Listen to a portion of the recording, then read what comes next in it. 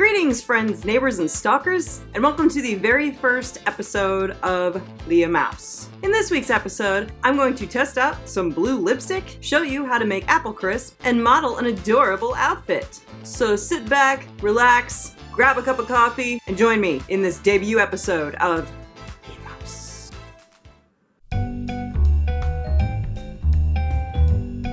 As you can see, I already have the rest of my face done, except for my lips. So today, I will be testing out the NYX retractable eyeliner in specifically number 18, Gypsy Blue, and the NYX liquid suede cream lipstick, number 16, let's see, Little Denim Dress.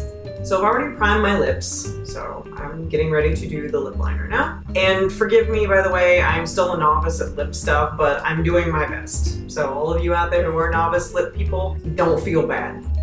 Okay, I like this lip liner because it glides on really easily, especially over my lips that have, can't talk and do this, they have fresh balm on them, as well as foundation. Just gonna color this in a little of that. I gotta work on my ventriloquist skills while I'm doing this. Hey kids, this is how you put on lip liner. I don't know about you, but I'm not too confident in my ability to do this. My ventriloquist skills are on point. I could tour with just on them. What I've learned about lip liner is that you want to choose a shade that's a little bit darker than the lipstick you're going for. And that's exactly what I've done. And you want to make sure you apply it really unevenly like this so that it's nice and splotchy and looks really stupid and everyone on the internet can laugh at you. I'm gonna go here. I'm not confident enough to go outside of my lip lines yet because some people do that. I'm not one of those people. These are the lips God gave me. And this is the shape that it's going to be until further notice. Oh, I don't know what I'm doing. Okay, so the lips, my lips are aligned to the best of my ability at the moment. So I'm gonna take this NYX liquid suede cream lipstick and not put too much on at one time because you have to do it in little dabs, and I'm gonna try to blend it as well as I can here. And I just learned today from a tutorial to absolutely not slather it on in a big glob, as tempting as it might be. Do it in little amounts, bit by bit, and just blend it a little as you go. Make sure to f up 7 or 8 times so that everyone can laugh at you. Those of you who are good at lipstick are probably like, you're doing something like totally wrong. I'm like, I'll learn, just be patient with me, I will learn. This is what comes of trying to talk and apply lip liner at the same time, children. Oh god, too much. Abort, abort!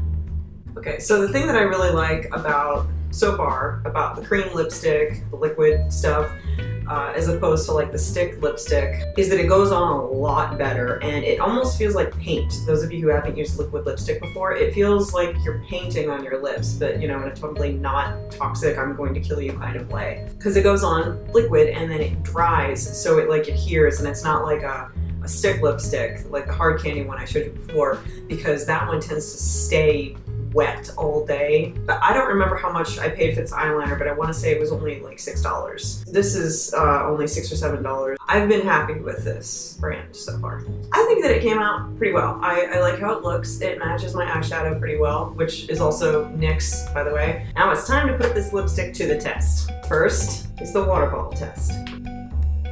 There's a little bit of runoff there on the rim, but that's to be expected. But it looks like it held up pretty well. Next up is the coffee test. Tiny little bit, your standard amount of lipstick runoff on a cup, I suppose.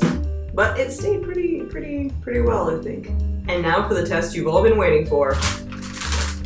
The burrito test. I've been looking forward to this test ever since I put on the makeup because I'm starving. Got a nice big fat juicy burrito here. This sucker is loaded. Let's see if this lipstick can pass the burrito test.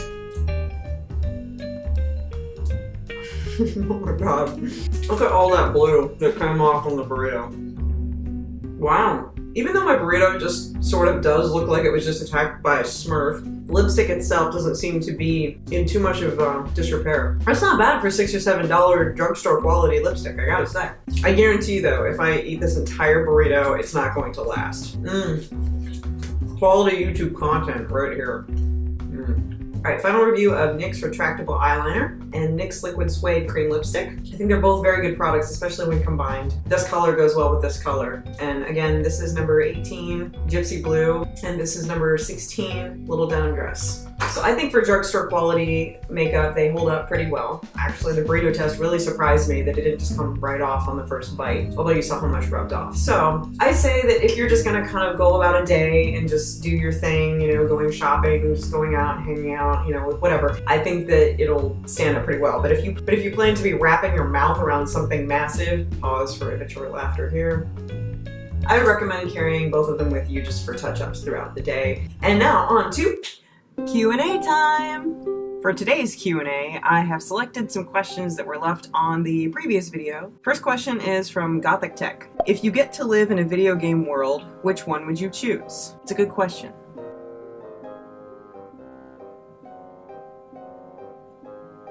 I'm gonna have to say some version of Mario Kart, because how cool would that be? You get to, you know, drive around all day and race people, and, you know, you have cars, you get their turtle shells, go off the beaten path and explore things. I think that would be cool, Mario Kart. Next question comes from Harmful Love. Given that you and Mike both had cats before living together, have you two thought about getting one together? Oh dear God, no. 3 is enough. I'm actually being harassed by one of them as we speak. That's it, Watson. You're gonna be a guest star in this segment. Everyone say hello to Watson. She's pestering me right now with her love. Aren't you? Yeah, we couldn't handle a 4th cat. 3 is plenty.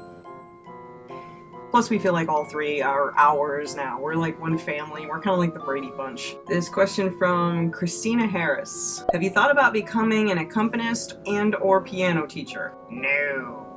The thing is, I was an accompanist back in high school. I accompanied like lots of the choir and band stuff, like solo and ensemble, and I accompanied the choir and everything. And I tried the piano teaching thing twice. Didn't work out. Didn't make it past the first lesson. I can't do it. I just can't. I don't have the patience, and that's not something I'd ever want to do as a career. It's just kind of like my thing. Like, it's just something that I do. I'm uncomfortable sharing that with someone. I don't even like playing in front of people, so no. Good question, though. And the last question I'm going to answer in this segment comes from Alexis Thwing. Which restaurants do you suggest in Florida that are close to the Universal Studios theme park? I will be going there on my honeymoon, and I'm wondering if you can recommend some. Well, Alexis, first of all, congratulations. We have been to Orlando only a handful of times. We live in Tampa, and Orlando is where Universal Studios is, obviously. And we don't really dine out while we're there. I think the most we've ever done is chill out in the hotel room and like order Domino's. We did get Pizza Hut one time, and Pizza Hut was pretty good. I recommend that Pizza Hut. But if you really want like restaurants, there actually is City Walk at Universal Studios itself, and they're open later than the park. I don't know if there's anything fancy, because again, we don't really do stuff like that. I think we went to Panda Express and Moe's Southwest Grill because we were hungry on the way out, and I think that's about it. But I know there's other stuff there. There is, however, International Drive. There's actually a Friendly's on International Drive. That place rocks. And we were actually kind of astonished at how many restaurants we drove by, because we were looking for something interesting to do, and we were like, well, we can't eat 1,500 times and have lots of fun, because that is a fun place to go. Alright, well that's all for this Q&A segment. If you'd like me to answer any of your questions in the next Q&A, just type them in the comments below and we'll see if I answer them. And now let's move on to the next segment, which is... Welcome to Rant of the Week. This week's rant is brought to you by... Non-Dairy Creamer. Those of you who don't know, I'm lactose intolerant, so I can't have traditional creamer, half and half, milk in my coffee, whatever. I don't even like milk in my coffee. I don't want almond milk. I don't want coconut milk. I don't want some other kind of nut milk. No, I want creamer. Coffee without creamer to me is a sin. Not trying to diss on people who like their coffee black or who like milk in their coffee. That's fine. But me personally, I want freaking creamer. If you sell coffee, I want all the options. I don't want to walk into an establishment and be like, excuse me, but I'm lactose intolerant. Do you have any non-dairy creamer? And have them look at me like I'm stupid, and then they go, well, we have half and half. Is that dairy?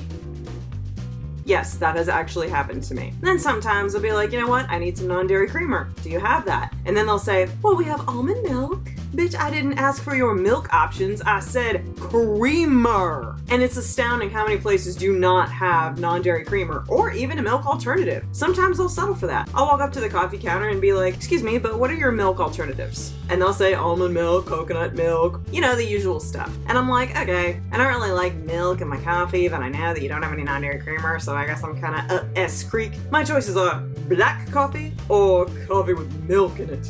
And it's not even milk, it's a milk substitute. And I'm sorry, but I just don't think those two mix. I'm not a big fan of the latte, particularly, unless you put in a bunch of flavoring and stuff. But those things are like totally loaded with sugar and flavored syrups, and my waistline doesn't want anything to do with that, you know what I'm saying? But I digress. Some restaurants you go to, or coffee places, and gas stations even, they have that nice little like area, or they have like a cup with like those little International Delight creamers, non-dairy. And they're flavored, they're so delicious and they're so wonderful. And my heart sings because I get to have my coffee now and it gets to taste good and I don't get the runs later that night. But then some places I go to, nope, half and half is your only choice. I'm like, man, I gotta choose between something that tastes nasty or something that tastes nasty and gives me the runs.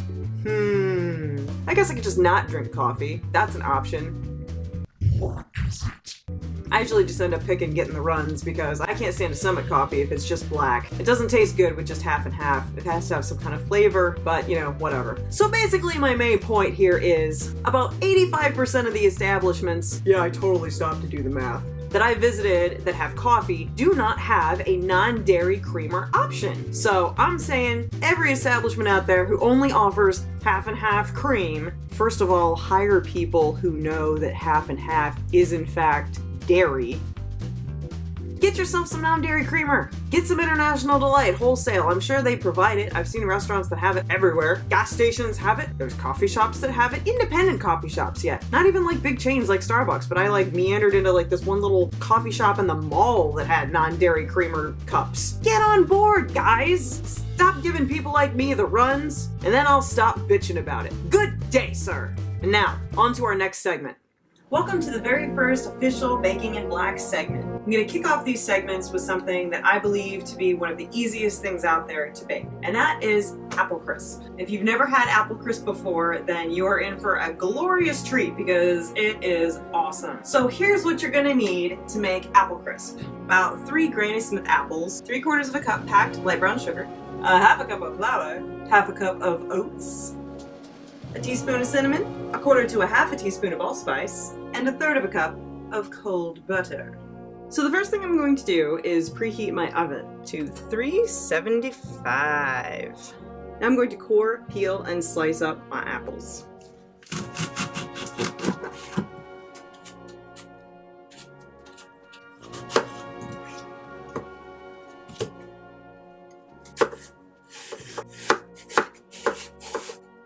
I always make my apple crisp in a pie plate. I don't know why. That way it feels more like apple pie crisp, I guess. But either way, you want some sort of an 8-inch baking dish of some sort. And then you want to grease it.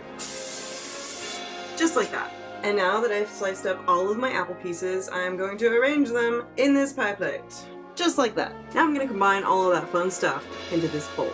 Brown sugar, flour, oats, cinnamon, and allspice. If you want, you can use a little bit more oats. I tend to because I really like a lot of crunch and oats with my apple crisp. So I'm gonna go ahead and add an extra half a cup. And now, just take a spatula or a spoon or a mixing apparatus of some sort and mix it up. It really is that simple. I like to cut the butter into small cubes just so it's easier to blend into the ingredients. Just like that, butter cubes. Now you're going to take a pastry blender and blend the butter into the delicious sugary oaty mix thing. And if you don't have a pastry blender, it's okay. You can use these.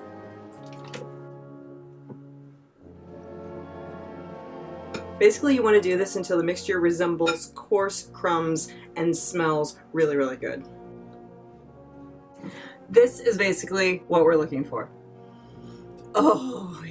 And now we are going to sprinkle our crumb topping onto our apple slices. Just gonna smooth this out with my hand a little bit. That's a lot, and that makes me happy because that means it's going to be delicious. And now we just have to put it in the oven for 25 to 35 minutes.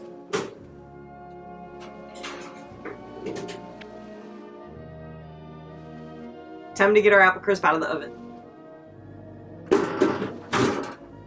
Ooh, it's still sizzling. Look at that delicious apple crisp. Cool this on a wire rack for a little while, and then dig in like animals. Wow. Well, that's all for this episode of Baking in Black. Hope you guys enjoy your apple crisps. I know I will. Be sure to leave in the comments suggestions of other recipes you'd like to see me try. And now on to... Here we have Leahmouse modeling thrift store golf. The shirt is thrifted, the skirt also thrifted from Goodwill stores. The tights are by Black Heart and the shoes by Demonia. Thank you, Leahmouse, for modeling thrift store golf. Comment shout outs! This is one of my particularly favorite comments from the last video. It's from Margot H. She says, I've been watching your channel for a while now. I remember finding it in high school when I was about 15, and now I'm 22 and about to finish my last semester of college. I never really minded that you would upload sporadically because it was almost like seeing an old friend again. I never really commented for a while, but I've been trying to be better about that, lol. You were always unapologetic about your style, which made me more confident to not give up what people think about the way I dress, and you were also open about your social anxiety, which made me feel not so alone with my own anxiety. You f***ing rock. I'm glad I found your channel. Say hello to the kitties for me. That is such a sweet comment. Thank you, Margot H. You f***ing rock. Okay, comment shout out to Evelyn for to win. First of all, that's a very clever name. I like that. Evelyn for to win. Dear mouse friend. I love that mouse friend. That's cute. I can remember a segment where Kevin calls you so pretty when you're brushing your hair in the mirror in the bathroom. Well, of course I'm not here to tell you otherwise. But dude, you still are. Thank you, Evelyn. And you're pretty too. And one more. Gothic Batgirl. I am actually quite excited about all of these episodes. Can't wait to see more. Possibly a video or two with Mike playing awesome tunes because, well, he's amazing! I know. Oh, but you already knew that. Yes, I did. I know that. Watson knows it too. Don't you, Watson? Thank you, Gothic Batgirl, out there in the stratosphere. You rock. That's all for this comment shout out. On to... Trivia question of the week. Last week's trivia question was, musical star Frances Ethel Gum, who died in 1969, was better known by what name? A lot of you guys got it in the comments I saw. Good job. I honestly didn't know if many people would know that, but turns out a lot of people know that that was Judy Garland. Good job, you guys. And now on to the new trivia question of the week, which will also be posted on my website until such time that it expires. What horror legend provided the voice for the villain Ratigan in the animated classic The Great Mouse Detective? Let's see how many of you guys can get that without Googling. Well, that's the trivia question of the week. Leahmouse, take us on home! Well, that's all for this episode of Leahmouse. I hope you guys enjoyed it. Let me know what you thought in the comments below. Don't forget to subscribe to my channel and click the little bell so you actually get updated when I upload a video. Thanks, YouTube. And if you like this video, share it with your friends. Spread the love. Don't forget to leave some awesome comments. Maybe you'll get a shout out in the comment shout out next time. And also don't forget to leave suggestions for makeup products or other products that you want me to try. I'll see you guys next time. Thanks for watching. Bye!